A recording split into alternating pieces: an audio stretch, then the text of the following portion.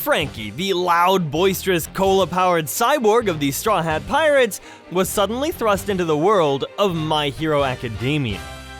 Imagine Frankie, whose towering cyborg body and eccentric personality are a perfect match for a universe teeming with heroes, villains, and quirks. But this world is unlike anything Frankie has ever faced before. There are no ships to build, no sea kings to defeat, just heroes and villains battling it out in the streets of Musutafu.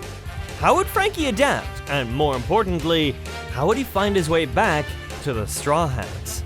When Bartholomew Kuma's multiverse pawpaw fruit sends Frankie crashing into UA High's entrance exam grounds, he mistakes the exam robots for pacifistas, and the chaos begins. His overwhelming personality combined with his unstoppable tech-powered strength quickly makes him a standout in this quirk-filled society. Heroes think Frankie's cyborg body is a mutation quirk, while Frankie himself has no clue what a quirk really is. But that doesn't stop him from declaring himself 100% superb and diving headfirst into the action. From saving Uraraka with a devastating radical beam to teaching Midoriya about the real meaning of heroism, Frankie's adventure is full of flashy explosions, intense battles, and some good old-fashioned heart. But even in a world of heroes, Frankie can't escape the call of the Straw Hats. As he teams up with UA's best students and faces the League of Villains, Frankie's quest to return home will test not only his heroic spirit, but also his unyielding bond with his crew. Frankie was in the middle of a typical day. Well, as typical as it got on the Thousand Sunny, when it happened. 1 minute, he was fine-tuning the Sunny's cannons, excited to launch a massive blast at some unfortunate marine ship or random island. The next, a burst of energy rippled through the air and everything changed in a flash. He had barely registered the strange sensation before crashing violently into the ground. As Frankie's body skidded to a halt, he groaned and picked himself up. His shiny metallic arms creaked as he stood, assessing his surroundings. This definitely wasn't the Grand Line. The city stretched out before him, massive walls surrounding it, towering skyscrapers and strange humanoid figures in costumes running around like ants. Was he in a new island? Maybe a port town? No. This place felt too structured, too organized for that. A loud roar echoed across the area, snapping Frankie out of his thoughts. He turned to see giant humanoid creatures, the likes of which he'd never seen, breaching the walls of the city, their heads as large as ships and their bodies completely disproportionate. Frankie's eyes widened in disbelief. What the hell was this? Titans, timbers, pacifistas, whatever you are, you're going down! Frankie roared, his voice booming over the chaos. In his excitement, he made a dramatic pose, his fist raised in the air, completely oblivious to the fact that this wasn't the Grand Line. These weren't pacifistas, they were something far worse. Without hesitation, Frankie let loose his signature move, Strong Right. His mechanical arm shot forward, and with one powerful punch, he obliterated a few of the smaller robots that had appeared in front of him. To his surprise, these robots didn't crumble like the pacifistas back home. They were much more advanced, built to withstand hits like these. But that didn't stop Frankie. Time for a super blast! Woohoo! The force of the blast sent a shockwave that knocked several other robots off their feet, and Frankie stood there, hands on hips, grinning like a madman. This is too easy. What a blast! Suddenly, the air went still, and a moment of silence fell over the battlefield. Frankie looked around and noticed several figures approaching. They wore strange uniforms, and one of them, an older man with a cape, was watching him with intense eyes.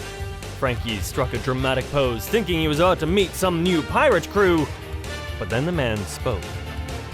"You're not one of ours, are you?" "Huh?" Frankie tilted his head, the realization dawning on him. He was far from home.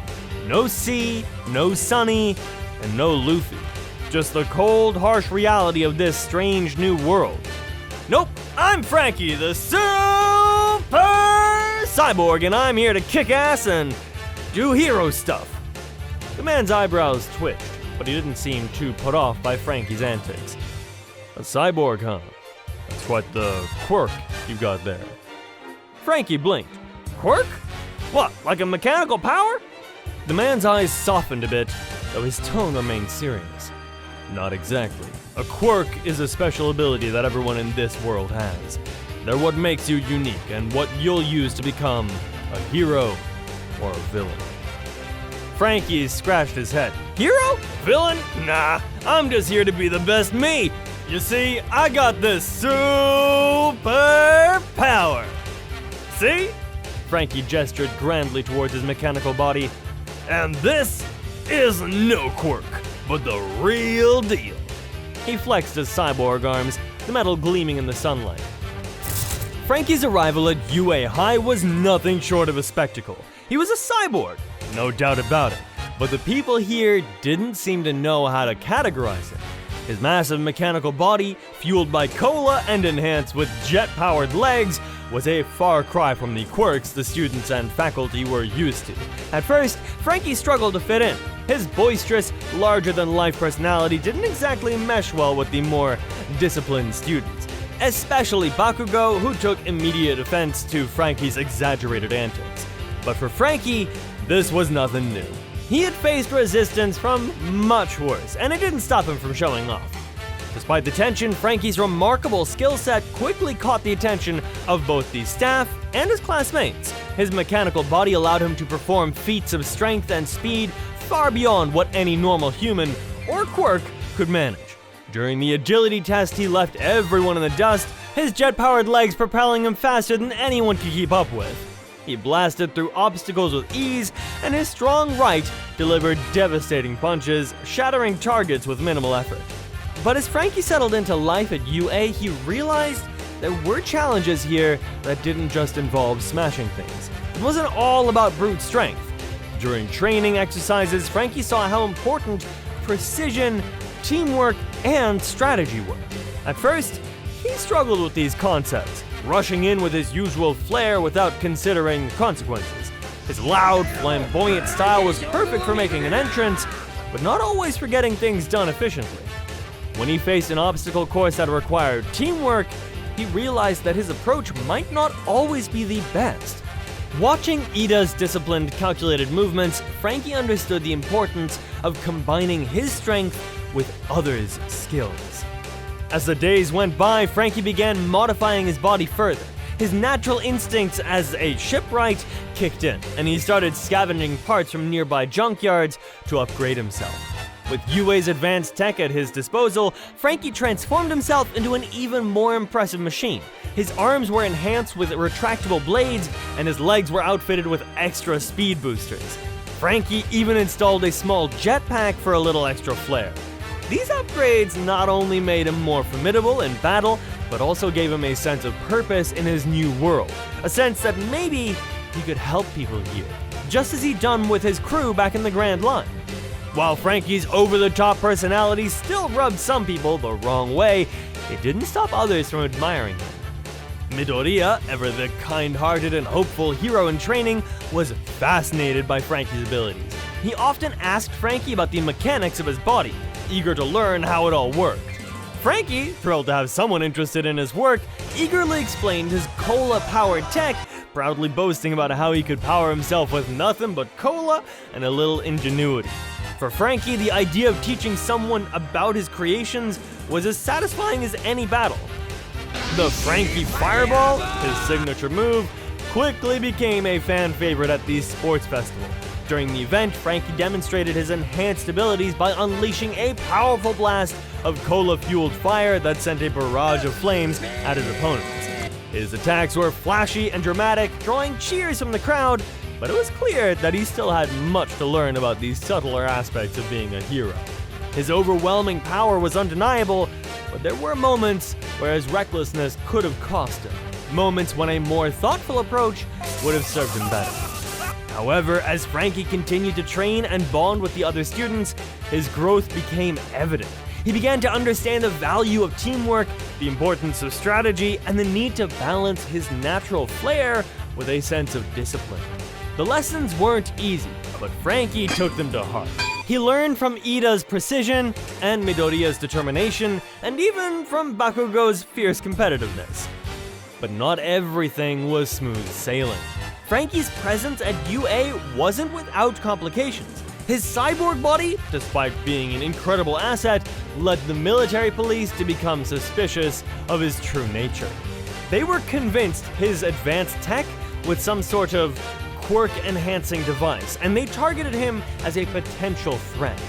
Franky, however, was no stranger to evading enemies and outsmarting those who underestimated him. In a confrontation with one of the League of Villains, Franky used his ingenuity to escape a dangerous situation, deploying decoy cola tanks to distract Nomu and blasting it with his coupe de vent. He was no longer just a flashy larger-than-life figure, he was a strategic force to be reckoned with. Despite the challenges, Franky's place in Class 1A solidified. He wasn't just a loud, boisterous cyborg, he was a hero in the making. His strength, both physical and emotional, started to blend seamlessly with the ideals of the students around him. Franky wasn't just a student, he was a mentor. He shared his experience with Midoriya, encouraging him to stand tall and be confident in his abilities, just as he had with his own crew. A hero's gotta believe in himself, kid. If you don't, then who will? Franky would say with a wink, teaching Midoriya not just about tech, but about the spirit of being a true hero. By the end of his training period, Franky wasn't just the cyborg who broke everything in his path, he was the cyborg who had learned to use his strengths wisely, to work with others and to fight for the greater good.